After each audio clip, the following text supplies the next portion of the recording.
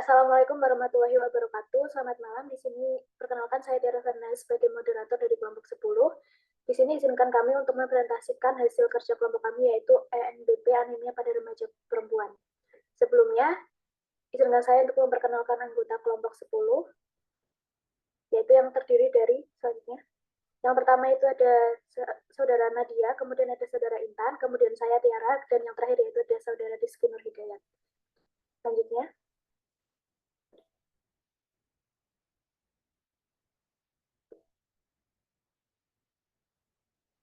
Kemudian untuk jurnal yang kami ambil yaitu yang pertama ada randomized control trial of tricky weekly versus tricky daily oral varus femurat treatment in adult patient with iron deficiency anemia.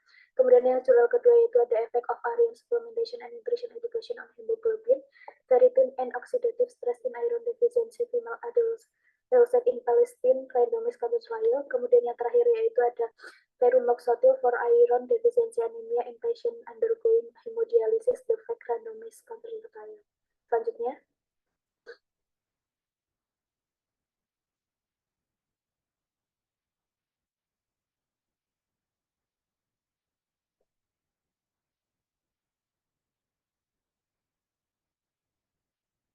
Untuk latar belakang yang pertama yaitu di mana WHO mendefinisikan anemia sebagai hemoglobin konsentrasinya di bawah 13 gram pada pria berusia di atas 15 tahun, sedangkan 12 gram pada wanita tidak hamil di atas usia 15 tahun dan di bawah 11 gram pada wanita hamil trimester kedua dan ketiga. Kemudian pengobatan iron deficiency anemia atau IDA bertujuan untuk mengembalikan kadar HB dalam sirkulasi menjadi normal, mengisi kembali simpanan zat besi tubuh, meningkatkan kualitas hidup, dan meningkatkan fungsi fisiologis. Selanjutnya. Untuk yang berikutnya yaitu di mana di Gaza Palestina prevalensi anemia dilaporkan sebesar 33,3%, sedangkan prevalensi kekurangan zat besi adalah 23,6% di kalangan remaja. Kemudian langkah awal untuk memastikan perempuan terutama remaja memiliki simpanan zat gizi yang cukup sebelum pembuahan yaitu pemberian suplementasi zat gizi.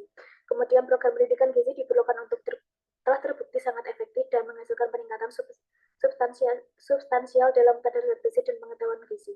Selanjutnya, untuk yang terakhir yaitu etiologi IDA pada pasien CKD bersifat multifaktorial di mana kehilangan darah berulang selama hemodialisis dan berkurangnya penyerapan zat besi dari makanan melalui gastrointestinal karena peningkatan aktivitas zat besi D. Zat besi intervena 4 telah menjadi standar perawatan untuk pasien dengan dosis rata-rata 3,3 hingga 3,4 gram per tahun. Ferumoxytol for anemia of CKD trial FAC mengevaluasi ferumoxytol 4 versus sukurasa besi dalam pengobatan IDA pada pasien CKD yang menjalani hemodialisis selama periode 1 tahun. Berikutnya. Untuk yang jurnal pertama yaitu penelitian ini bertujuan untuk mengetahui apakah tablet Feruosumarat oral 200 mg oral 3 kali seminggu dibandingkan dengan dosis 3 kali sehari selama 12 minggu lebih rendah dalam hal kemanjuran dan keamanan untuk pengobatan IDA. Kemudian untuk perpasian AIN pada jurnal kedua yaitu di mana penelitian ini mengevaluasi efektivitas suplementasi zat besi dan pendidikan gizi dalam meningkatkan kadar HB dan ferritin serta menurunkan stres oksidatif pada remaja perempuan yang kekurangan zat besi dan di Gaza Palestina. Kemudian jurnal ketiga yaitu di mana studi FAC adalah untuk mendemonstrasikan non-inferioritas ferumoxytol dibandingkan dengan sukrosa besi dalam meningkatkan kadar HB untuk pengobatan IDA serta keamanan bila digunakan sesuai kebutuhan pada pasien CKD yang menjalani hemodialisis selama periode 1 tahun. Selanjutnya. Untuk pick-out question yang pertama yaitu populasi remaja usia 18 tahun yang mengalami IDA, kemudian intervensi diberikan tablet Feruosumarat oral 200 mg oral 3 kali seminggu. Untuk komparasinya diberikan pengobatan tradisional 3 kali sehari, kemudian outcome-nya yaitu mengembalikan kadar HB dalam sirkulasi menjadi normal untuk waktunya yaitu 12 minggu. Selanjutnya. Populasi remaja anemia usia 15 hingga 19 tahun dengan defisiensi besi dan anemia defisiensi besi ringan dan sedang. Kemudian intervensi diberikan suplementasi zat besi dan pendidikan gizi.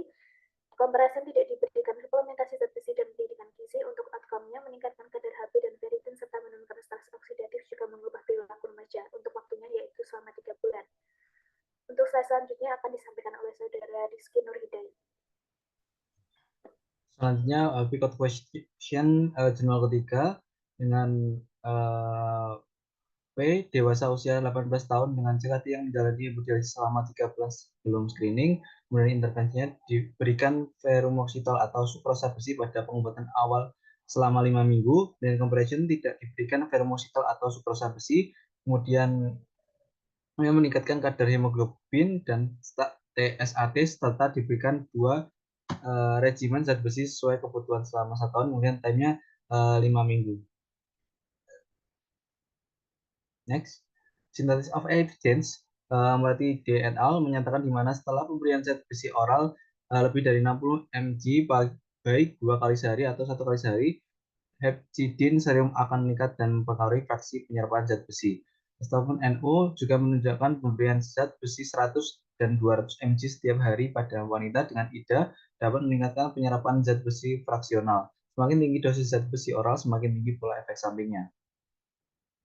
Next. Kemudian studi di India menemukan rata-rata kadar Hb di kalangan remaja putri penderita anemia meningkat dari 10,80 gram per desiliter menjadi 12,65 gram per desiliter setelah 3 bulan mengonsumsi suplemen zat besi seminggu sekali. Kemudian Tiwari menyimpulkan bahwa suplementasi zat besi efektif dalam meningkatkan kadar Hb tetapi berdampak pada peningkatan stres oksidatif pada wanita dengan anemia. Kemudian pendidikan gizi merupakan alat yang efektif dalam meningkatkan hematokrit, Hb, kadar ferritin serum, dan status anemia di kalangan remaja. Selanjutnya dalam RCT open label sebelumnya mengenai fermositol versus besi oral pada pasien CKD yang menjalani hemodialisis, SAE dialami oleh 12,7% penerima fermositol selama periode 5 minggu. Meskipun profil AE dari fermositol dan sukrosa besi serupa, pasien yang menerima sukrosa besi memiliki insiden AE minat khusus yang lebih tinggi. Temuan ini didorong oleh insiden penurunan tekanan darah sistolik akut yang lebih tinggi sebesar 30% dengan sukrosa besi 26% dibandingkan fermositol 10%. Meskipun AE yang menyebabkan penghentian obat permanen lebih sering dengan fermositol 4,1% dibandingkan dengan besi sukrosa 0,0%.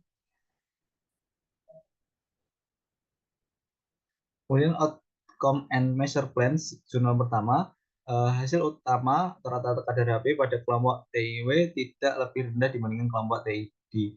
Efek samping dari pengobatan zat besi oral sebagian besar adalah gejala gastrointestinal, lebih banyak episode mual, dan ketidaknyamanan epigastrium dilaporkan pada kelompok TID dibandingkan pada kelompok TIW. Kemudian yang jurnal kedua, pada tahap tindak lanjut 3 bulan setelah penghentian intervensi, kadar zat besi dan hemoglobin pada grup B terus meningkat dan malonyl dialdehida menurun. Di grup A, kadar hemoglobin, ferritin, dan malonyl dialdehida menurun setelah 3 bulan menghentikan intervensi. Setelah 3 bulan intervensi, rata-rata kadar Hb, ferritin, dan MDA meningkat pada 2 kelompok intervensi namun tidak terjadi perubahan pada kelompok kontrol.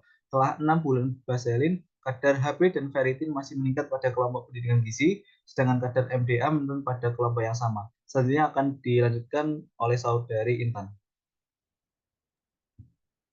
Selanjutnya untuk jurnal yang ketiga, pemberian fermoxitol dalam jangka panjang sesuai kebutuhan menunjukkan kemanjuran yang tidak kalah dengan sukrosa besi dalam pengobatan IDA pada pasien CKD yang menjalani hemodialisis dalam rangka meningkatkan dan mempertahankan kadar hemoglobin dalam kisaran yang diinginkan. Profil keamanan kedua agen juga tampak serupa, tidak ada sinyal keamanan yang muncul selama penelitian. Next.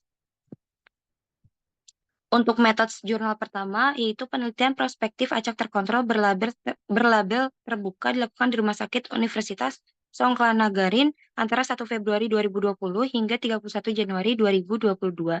Pengacakan dilakukan dengan alokasi 1:1 dalam blok 4 untuk menerima tablet Ferrous Fumarate 200 mg oral 3 kali seminggu pada kelompok TIW pada hari Senin, Rabu, dan Jumat atau 3 kali sehari pada kelompok TID selama 12 minggu pengobatan dan menggunakan uji chi-square dan uji Mann-Whitney.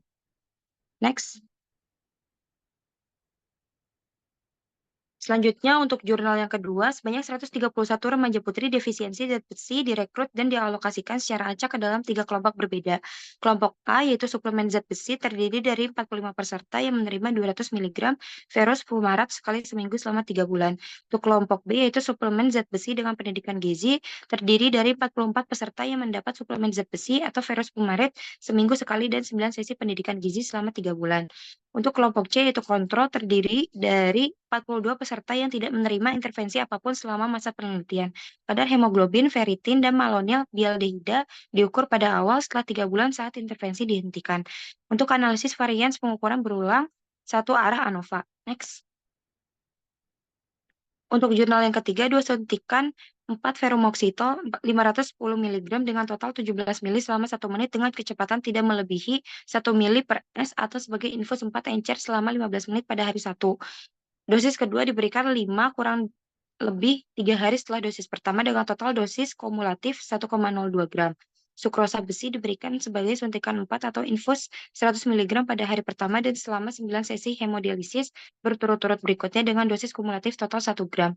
Selama periode observasi 11 bulan berikutnya, pasien yang memiliki IDA persisten atau berulang pada setiap kunjungan observasi bulanan atau pada kunjungan terakhir TP menjalani pemeriksaan lain. TP 5 minggu dengan pengobatan acak aslinya. Pasien yang menerima terapi SA tidak boleh menjalani modifikasi dosis apapun selama TP, kecuali jika diperlukan untuk alasan keamanan. Total dosis ESA yang diberikan dicatat setiap bulan. Next. Selanjutnya yaitu findings jurnal pertama, rata-rata kadar HB pada kelompok TID secara signifikan lebih tinggi dibandingkan kelompok TIW pada minggu keempat. Rata-rata kadar HB tidak berbeda dengan substansial pada kelompok pada minggu ke-12. Tingkat respon terapeutik dan analisis protokol yaitu sebesar 88,5% versus 88,9%. Rata-rata RDW atau lebar distribusi sel darah merah dan MCV volume sel darah tidak berbeda di minggu keempat dan 12. Di kedua kelompok pada minggu ke-12 secara signifikan lebih banyak pada kelompok TID dibandingkan pada kelompok TIW. Proporsi pasien yang memiliki serum ferritin lebih dari 30 mg per mili lebih rendah pada kelompok TIW dibandingkan kelompok TID pada minggu keempat, tetapi tidak berbeda pada minggu ke-12. Kadar ferritin serum pada kelompok TIW perlahan kembali normal sebesar 44,8% dan 63% setelah 4 dan 12 minggu. Selanjutnya dilanjutkan oleh Saudari Nadia. Kemudian di jurnal kedua findings-nya yaitu menunjukkan bahwa suplementasi zat besi mingguan menyebabkan peningkatan kadar HB dari rata-rata 11,52 gram per desiliter hingga 12,4 gram per desiliter setelah 3 bulan. Dalam penelitian ini, rata-rata kadar ferritin setelah 3 bulan suplementasi zat besi pada kelompok A berubah dari 9,9 menjadi 19,92 mikrogram per liter. Dalam penelitian kami, pada minggu ketiga suplementasi zat besi biomarker MDI adalah 44% lebih tinggi dibandingkan pada awal. Kemudian jurnal ketiga, pada populasi ITT, perubahan rata-rata HB dari awal pada minggu kelima adalah 0,5 dan 0,4 gram per desiliter dengan ferumoxitol dan sukrosa besi masing-masing untuk TP1 0,13 dan 0,6 dan 0,3 gram per desiliter untuk TP2. Kemudian dari awal hingga bulan ke-13 penurunan median dosis ESA 30% diamati dengan ferumoxitol juga besi sukrosa. Kemudian selama masa penelitian rata-rata kadar TSAT pada kedua kelompok pengobatan meningkat setelah 1 bulan pengobatan dan stabil pada bulan berikutnya. Kemudian untuk implication for practice, jurnal 1 pengobatan anemia dengan ferrospormarat oral yang diberikan 3 kali seminggu direkomendasikan dan tidak kalah dalam respon terapeutik titik akhir dibandingkan pengobatan tradisional dengan regimen 3 kali sehari pada pengobatan 12 minggu. Selain itu, efek samping yang terjadi lebih sedikit dan mungkin meningkatkan kepatuhan pasien. Kemudian untuk jurnal 2, itu penerapan program pendidikan gizi termasuk tentang anemia defisiensi besi di sekolah menengah Palestina direkomendasikan karena ini meningkatkan pengetahuan sikap dan praktik di kalangan remaja perempuan di Gaza. Kemudian suplementasi zat besi membantu mengatasi kekurangan zat besi untuk sementara, dan kombinasi suplementasi gizi dan pendidikan dianjurkan untuk memperbaiki kekurangan zat besi juga menjaga HB dalam kisaran normal. Kemudian untuk jurnal ketiga, pemberian ferumoxitol dalam jangka panjang sesuai kebutuhan menunjukkan kemanjuran yang tidak kalah dengan sukrosa besi dalam pengobatan anemia pada pasien CKD yang menjalani hemodialisis dalam rangka meningkatkan dan mempertahankan kadar HB dalam kisaran yang diinginkan. Kemudian saya serahkan ke moderator. Berikut adalah referensi yang kami gunakan. Sekian presentasi dari kami. Bila ada salah, mohon dimaafkan. Assalamualaikum warahmatullahi wabarakatuh.